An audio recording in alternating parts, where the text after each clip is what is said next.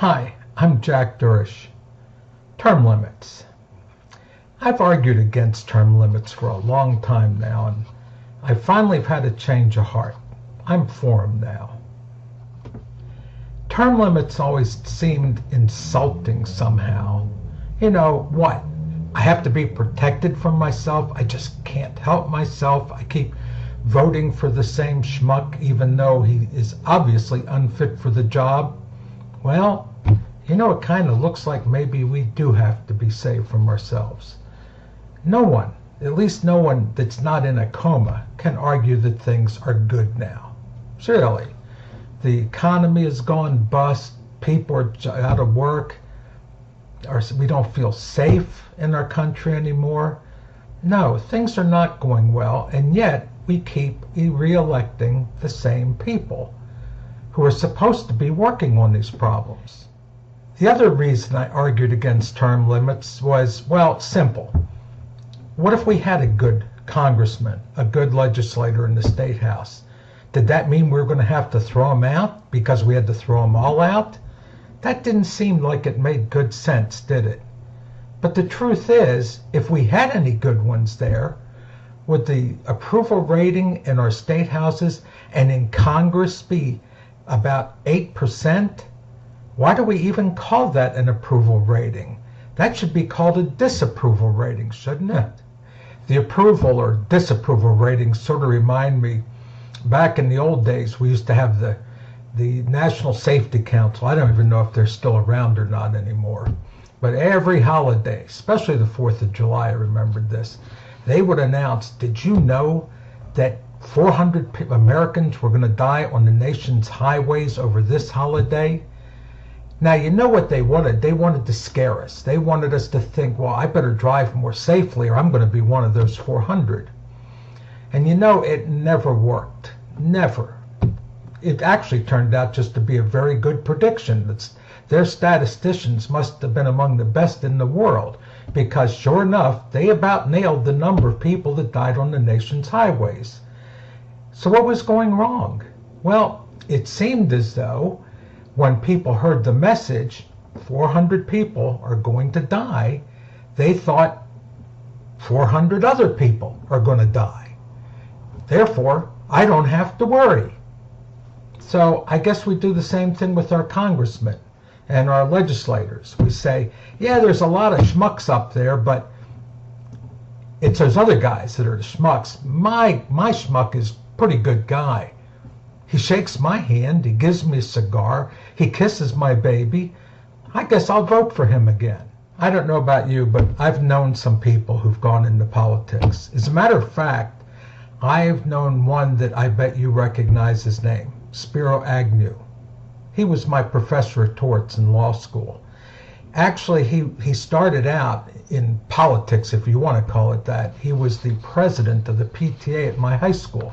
His daughter and I went to school at the same place. I think maybe she was a couple of years behind me, but when I ended up in law school, there was Spiro. And I saw him rise. He went from PTA president to county executive to governor of Maryland, vice president of the United States, bang, bang, bang, in a period of about 6 years.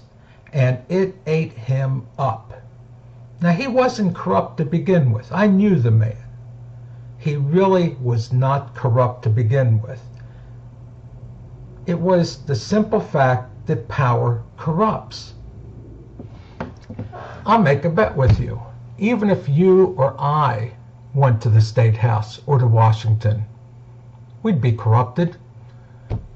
It just seems to work that way. Now, I could recommend a lot of really good stories, scholarly works that would explain to you this process of the corruption by power. I'm going to recommend one, and unfortunately, you can't even find this book, so I'm really teasing you to no good end. I read this long, long ago.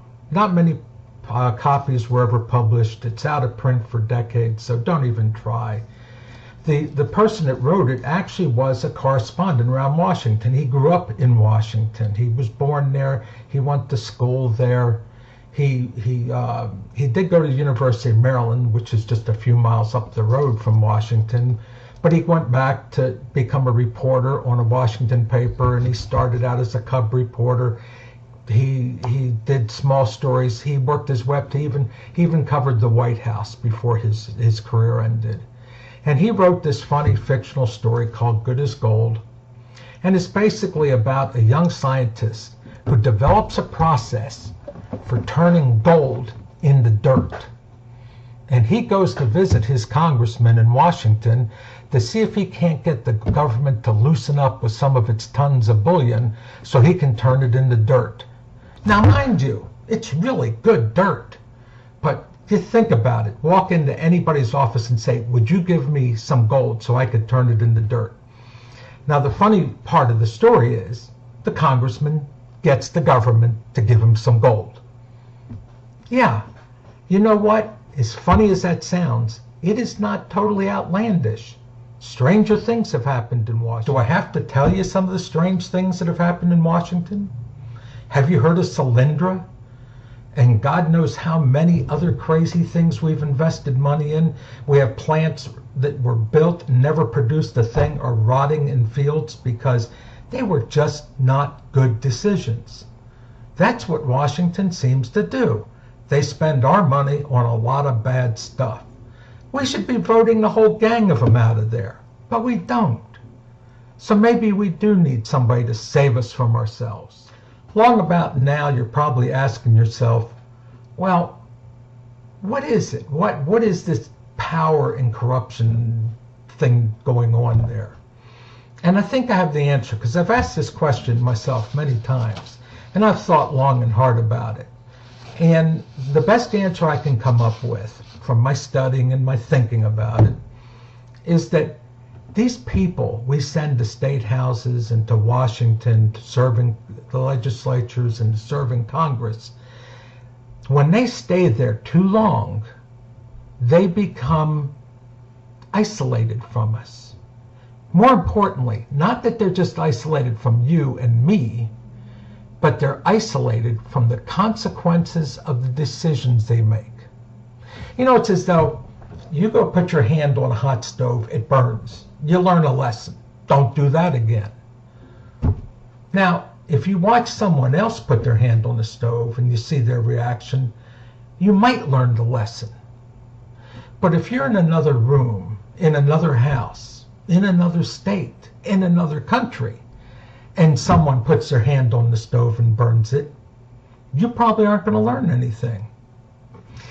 What's more, if you call someone on the phone in another house, in another state, in another nation, and you say, hey, would you go put your hand on the stove?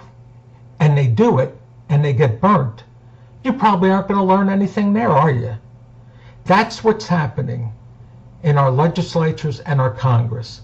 People are making decisions that force us to do things that hurt, and they don't pay the consequences. So look, it's time to bring them home. Bring them all home and send a new batch of people there. And every couple of terms, send another new batch. Let them come back and live with the consequences of the legislation they pass, with the programs they create. Let them suffer the way we suffer with them. Then maybe they'll learn something. Who knows? We might even give them another chance for a term or two. No more. What do you think?